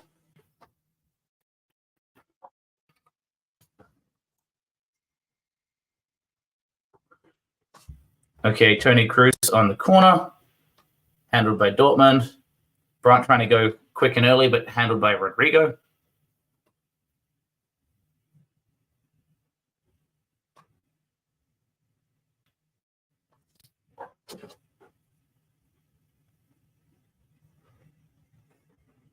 Back into the middle, Kroos playing that deep spot, and Camavinga now getting a lot more advanced. Oh, that looks like it could easily be a yellow. He takes on Hummels. Hummels wipes out Camavinga and receives a yellow card. Quite central, outside the box, probably at about 21 yards out. Camavinga runs right at him, cuts it out to his left, and gets a wide swipe off the right foot of Mats Hummels.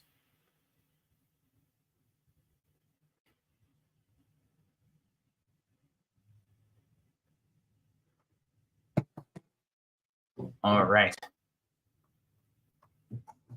Let's see if we can get an update of the lineup here. But while that's happening, what we're seeing is another free kick opportunity, quite direct and central towards the Borussia Dortmund goal, slightly to the left, so it's a perfect position for Toni Kroos to strike. A little bit of build-up. So if I'm looking away from the screen, apologies, I'm trying to screenshot the new lineup live during this little slowdown.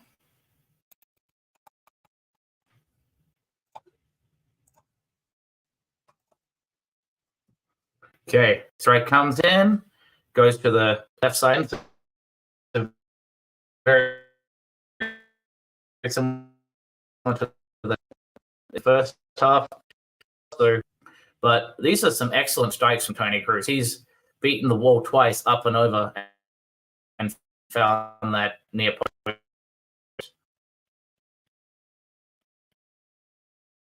Both times handled by Kobel. The lineup updated here. If my screen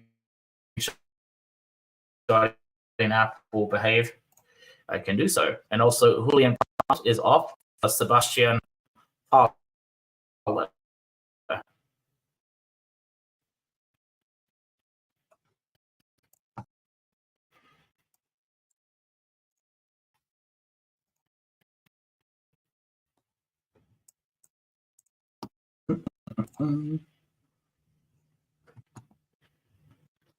So Dortmund lose it right in the build-up play. Camavinga having a strike and tipped over the bar by Kobel. Camavinga has really come into his own in the last 10 to 15 minutes.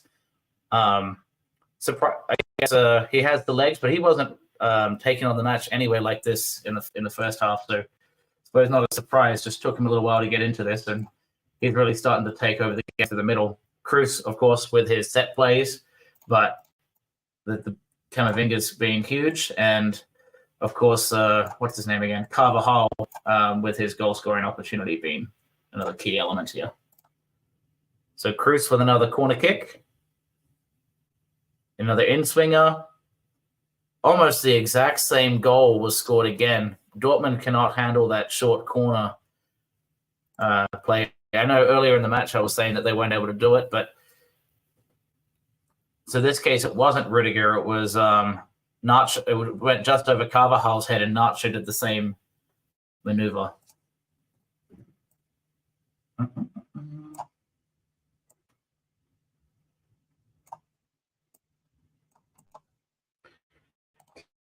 Okay, almost done looking away from the screen.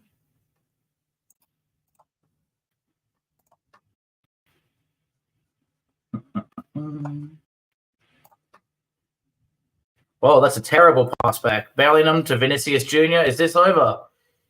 It is now 2-0. Vinicius with the goal, and I think Real Madrid may have put themselves into a league of their own of just another title for Real Madrid, as sad as that sounds.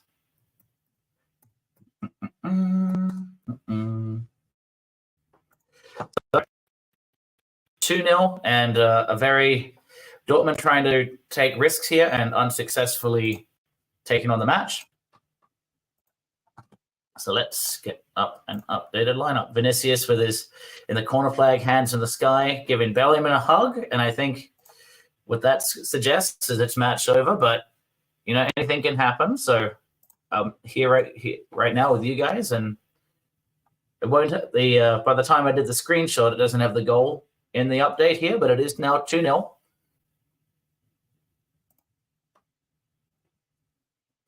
With the second goal here being scored by Vinicius, who slightly overhits it, and it was off the glove of Kobel, and it perfectly knocks it into the bottom corner.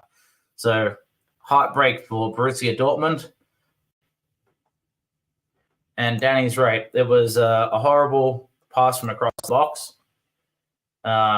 Must be really deflating, but as we were saying around halftime, if you have the opportunities and you don't score on a match of this magnitude, that's a huge impact. And in this case, Matson had the poor play from out back there.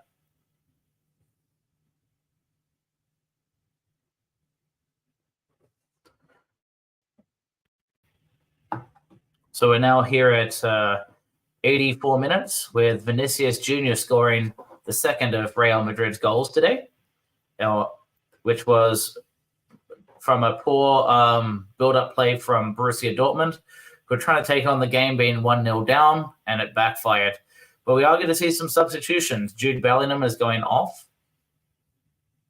We're seeing Luka Modric come on, and whoever number 10 is. Let me see if I can get the names. So number 10, there's number 10 and 14. So we're getting Luka Modric and Joselo for Bellingham, and let's see what else is coming off.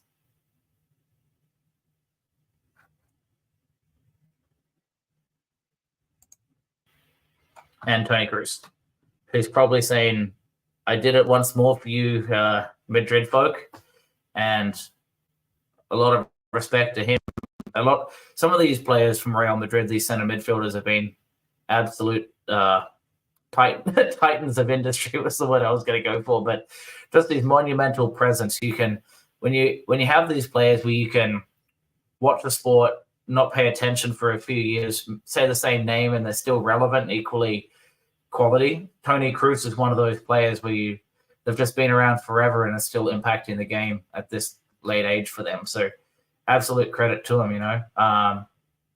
Toni Kroos is hugging his bench and getting a world-class ovation from I suppose, about half of the Wembley Stadium today.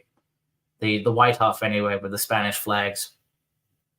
So we're here at 85 minutes 40. The game is certainly opening up. I think Borussia Dortmund are certainly shell-shocked at this moment, trying to take on the game, but they also know that it's almost done and dusted. It's everything but, it's mathematically possible, but in practicality, you don't see them, Real Madrid, giving up 1 goal, let alone 2.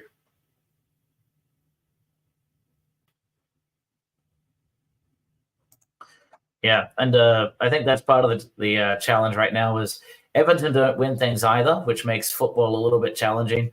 The only reason I was hoping today for Dortmund is because Real Madrid seem to win too much. But that's this, what do we call it? It's not like tall poppy syndrome. It's the underdog story that we just love watching. The team that isn't as big taking on the Giants and taking them down a peg. But all credit to Real Madrid. All credit to Carlo today. They did something at halftime where they decided to not just hold as much possession and play high. Oh, and there's the goal scored. It is 2-1. So Borussia Dortmund get one back. Oh, no. Oh, no, Fulkrug. It was offside. That would have made things interesting to end this match. How tough is that? So shall I jinx it and say that if I really want this to go to extra time right now, I should just say that Real Madrid have this done and dusted, and therefore we have more goals. We'll see. But man, that I couldn't imagine being a Dortmund fan. You just about feel like you're back in it, and it looked like it was offside, but it was marginal.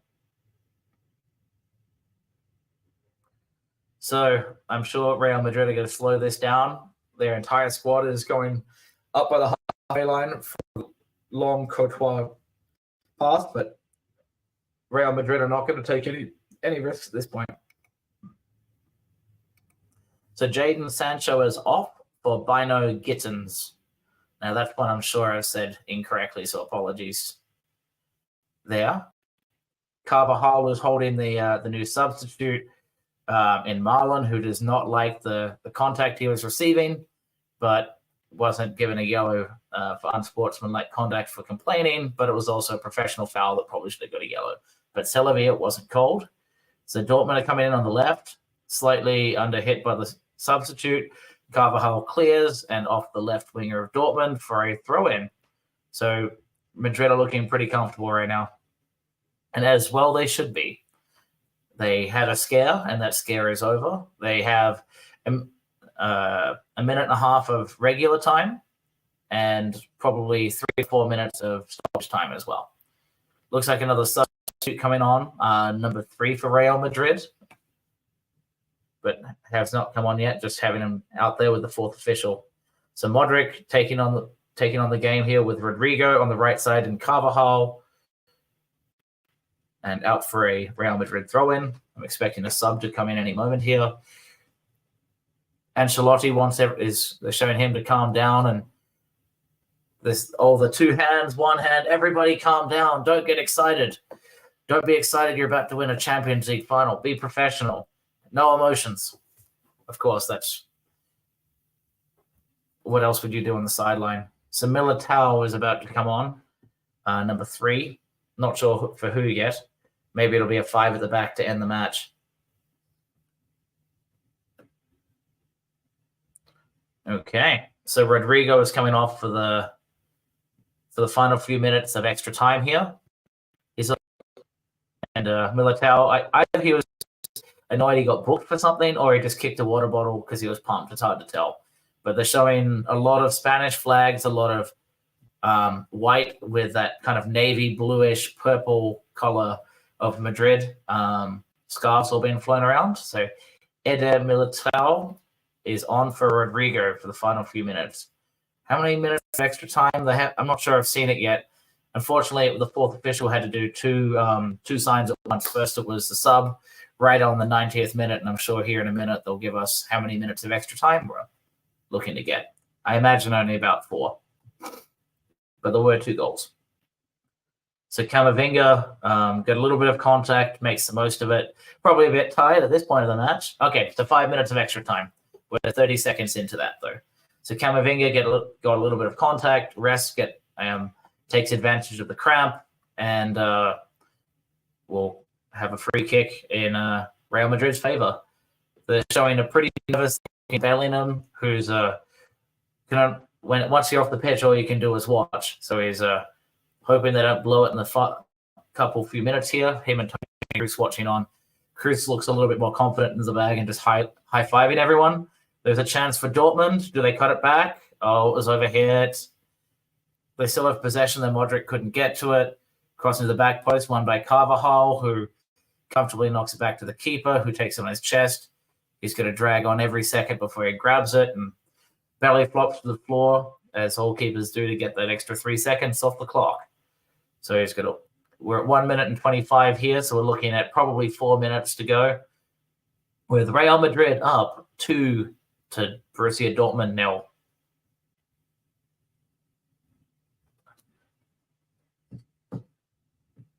We have Schlotterbeck on the ball now, trying to bring it out through the middle. And looks like a bit of sloppy play by Dortmund, but they get away with it. Sabitzer looking quite leggy at this point.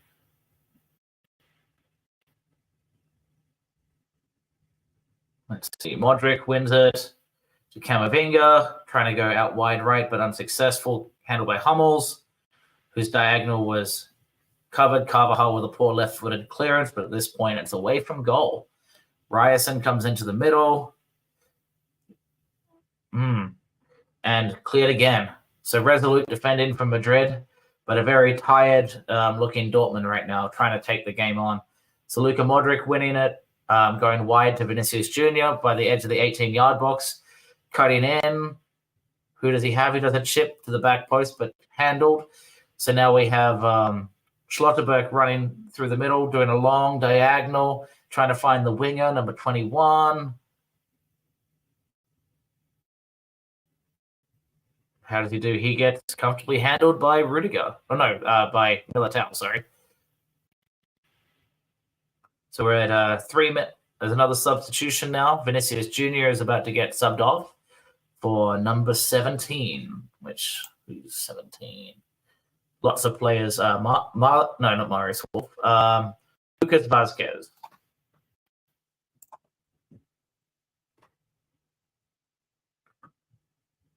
Does a slow walk, receiving a near, not an entire standing ovation. You've got the yellow wall of Borussia Dortmund here, but outside of that, you have a pretty pumped up, probably 50 to 60% of the attendees today would be Madrid fans, you'd have to imagine, and they're pretty happy right now.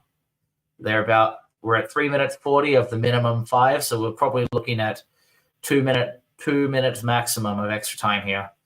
Borussia Dortmund take on the player takes on Mendy, who wipes him out. So it's a free kick on the probably about 23 yards out on the right-hand side of the 18-yard box. So let's see who's going to take this one. Number 11, who was, get my names, Marco Reus will be taking this. So the keeper is still staying back, so not all is lost. One hand up, and overhits, and that was pretty close. So it was overhit, and there was a player open in the back post for Dortmund, but Real Madrid, the ball went just outside of the Dortmund player's head for the 4 Madrid players who knocked it out for a corner. So we have another chance here with Royce, I think, doing an in-swinging right foot crossed right now. And here we go. Back post. Handled by the right arm of Courtois, but back out to the corner kick taker. And here we go. Another cross from Maatsen. A deflection of Carvajal. And I think this is probably going to be it. Courtois back on the ground with the belly flop, dragging out the seconds here. Both managers talking to each other. I think shaking hands. I think it's not officially over, but at this point it is really. You've got to get 2 goals. And it is over. Real Madrid, as a people predicted before the match, have won 2-0.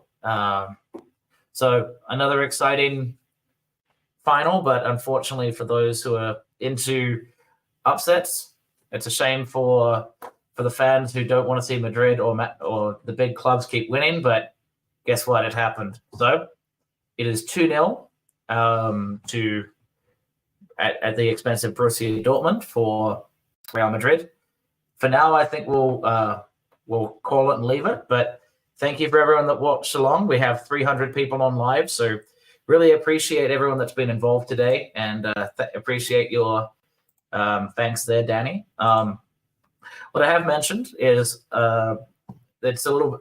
We'll probably have some more rumor mill content. We'll probably have some midweek blue shows, and I'm going to try and keep tabs and maybe do watch-alongs like the one you've seen today for some of the Euro content, especially if Nathan Patterson plays for Scotland, Vitaly Mikolenko for Ukraine, who else? Amadou Onana for Belgium, or England's matches go on. I think there's a good chance I'll try and do live watch-alongs as long as I'm not working at that time.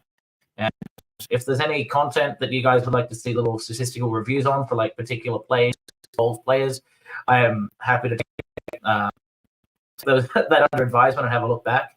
It may not, if it's a long way back in the season, it may not be easy for me to pull the video feed to do the review, but feel free to add that in there. And I'm planning to actually look at some of the statistics of some of the players that are playing in the Euros as those games go on live. But until next time, everybody, thank you for being involved today. And it's time to play the Everton music if I can get my computer to scroll correctly. So thanks to everyone, and up the toffees.